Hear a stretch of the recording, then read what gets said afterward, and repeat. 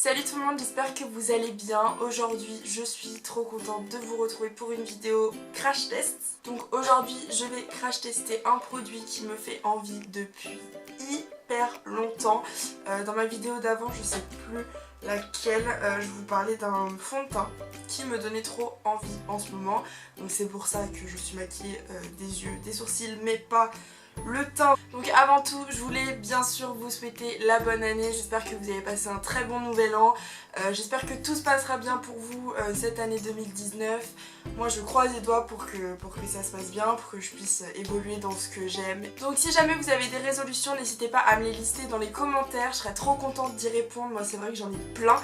Donc le produit que j'ai décidé de crash tester aujourd'hui avec vous, je suis trop contente.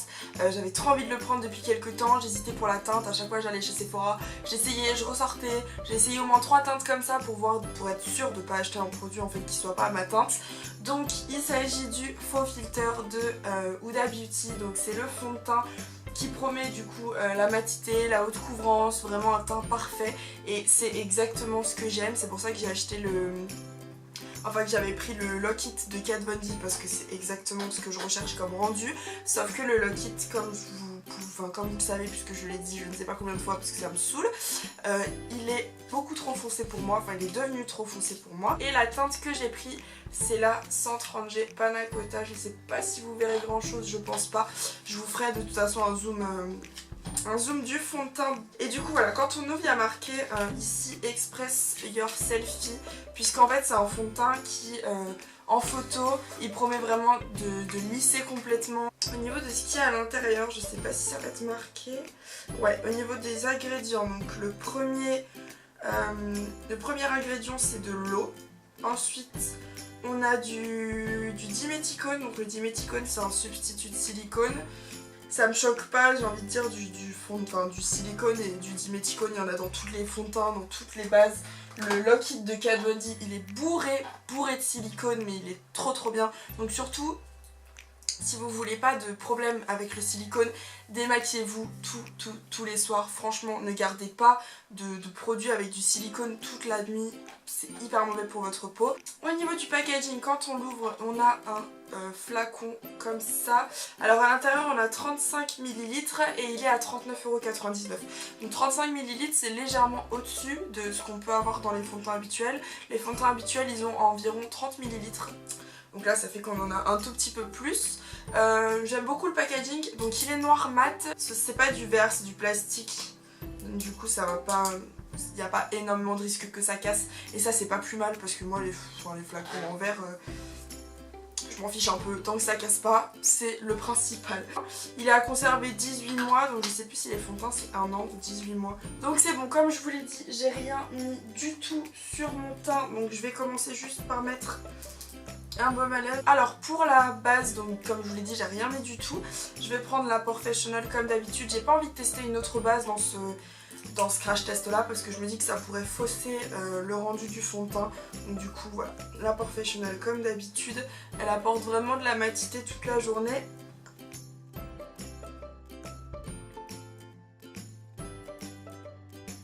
Donc si je suis rouge, c'est normal. Donc ensuite au niveau du fond de teint, j'ai vu qu'il était mieux à appliquer au pinceau du fait du coup qu'il ait une matière très épaisse.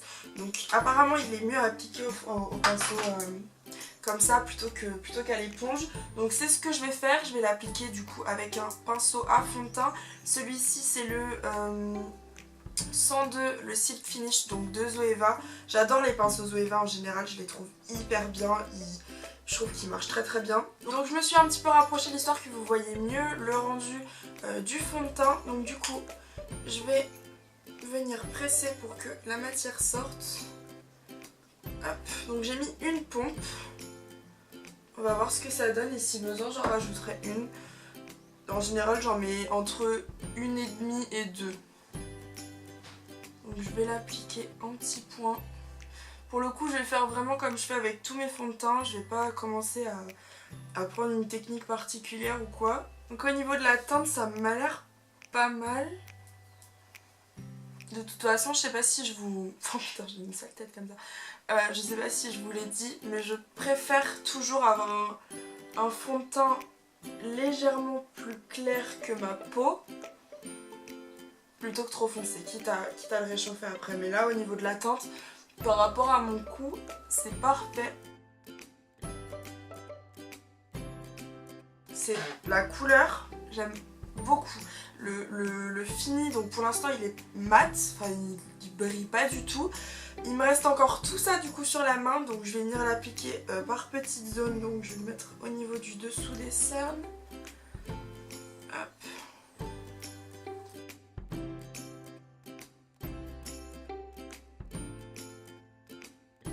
J'ai même pas besoin d'en mettre dans le cou, tellement la teinte c'est bon. Au niveau du rendu, j'adore. Franchement, il a un rendu un petit peu poudré. Il fait un teint hyper travaillé. Donc c'est pour ça d'ailleurs, si au niveau du maquillage j'ai utilisé la The Nude, et si j'ai mis un maquillage très violet, justement c'est pour voir s'il couvre bien, si ça fait pas ressortir les cernes, enfin si, voilà, si à la fin le rendu est bien couvrant. Parce que moi c'est ce que je recherchais de toute façon, un fond de teint couvrant. Il est hyper mat. Il brille pas du tout sur la peau, il est facile à appliquer. Donc forcément c'est un fond de teint qui se voit un petit peu, puisque bah, c'est un fond de teint qui est assez épais, donc on ne peut pas s'attendre à ce qu'on le voit pas du tout. C'est normal puisque c'est de la haute couvrance. Les fonds de teint très liquides, les fonds de teint très fluides, ils se fondent beaucoup plus. Celui-ci on le voit un petit peu. Bon c'est pas non plus, on n'a pas un effet vachement de matière sur le teint, hein. Franchement c'est assez léger, c'est juste qu'on voit qu'on a quelque chose légèrement quand on se rapproche au niveau des pores. Donc maintenant je vais mettre mon anti-cerne, donc j'ai pris le Radiance de Bourjois.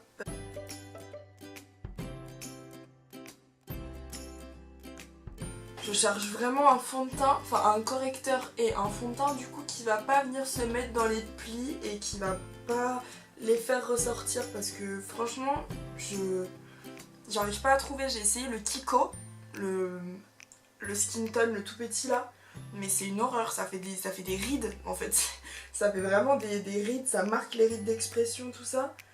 J'aime pas du tout, franchement je pense que je préfère les correcteurs un petit peu plus épais forcément. Qu'il y a le Tarte qui me fait hyper envie, le Shape Tape de Tarte, et le Bandit Sway. Donc le Bandit Sway c'est sûr que je vais le prendre. Pour poudrer je vais prendre ma poudre de Kiko, donc qui est blanche aussi, qui est transparente, donc j'espère que ça va pas faire trop blanc.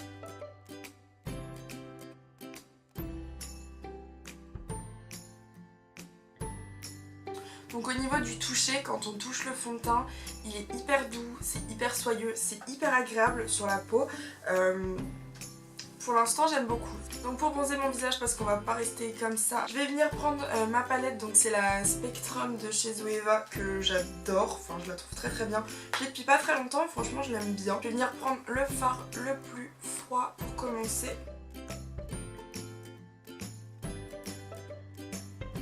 Et après je vais prendre le fard un petit peu plus chaud. Celui-ci il est un petit peu plus pigmenté.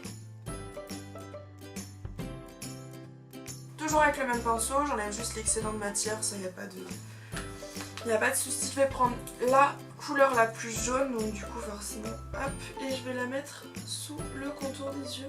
Et au niveau du coup de l'highlighter, donc pareil je vais prendre celui de la palette de Zoeva, parce que j'ai envie d'un rendu assez naturel. Donc vous voyez il est hyper joli. En fait il est blanc mais avec des sous-tons dorés. Donc pour le teint on est bon, franchement le rendu du fond de teint, mais pour l'instant j'ai rien à dire. Après on va voir avec le temps comment il évolue, parce que j'ai une peau j'ai une peau assez grasse, donc j'ai la peau sensible mais j'ai la peau grasse aussi, donc du coup on va voir avec le temps comment est-ce qu'il évolue. Du coup comme pour les yeux c'est la palette Huda Beauty, le fond de teint un Huda Beauty. Pour les lèvres j'ai décidé de rester dans la même gamme, donc je vais prendre le liquide matte lipstick donc de Huda Beauty dans la teinte Bombshell. On va voir ensemble de plus près. Donc là vous avez vraiment le rendu du fond de teint de très très près. Donc on peut voir au niveau des pores. Pour l'instant il les a pas marqués. Il a pas marqué les contours du nez non plus énormément. Enfin en tout cas j'ai pas l'impression. Je ne sais pas si vous voyez quelque chose. Mais moi j'ai pas l'impression qu'il est marqué plus que ça. Pour l'instant il est pas mal. Moi le seul truc que j'ai un petit peu peur c'est qu'il marque ici, donc au niveau des des rides d'expression. Franchement il a complètement atténué les rougeurs que je peux avoir sur le teint en général, donc pour l'instant je suis fan. Donc pour l'instant je suis complètement fan du rendu. Je vais voir dans la journée comment du coup ce fond de teint évolue. Je trouve qu'il lisse entièrement le teint. La teinte c'est parfait, franchement par rapport à mon cou la teinte c'est nickel, donc je suis ultra contente. Croise les doigts pour que le rendu du fond de teint soit bien et que ce soit le coup de cœur.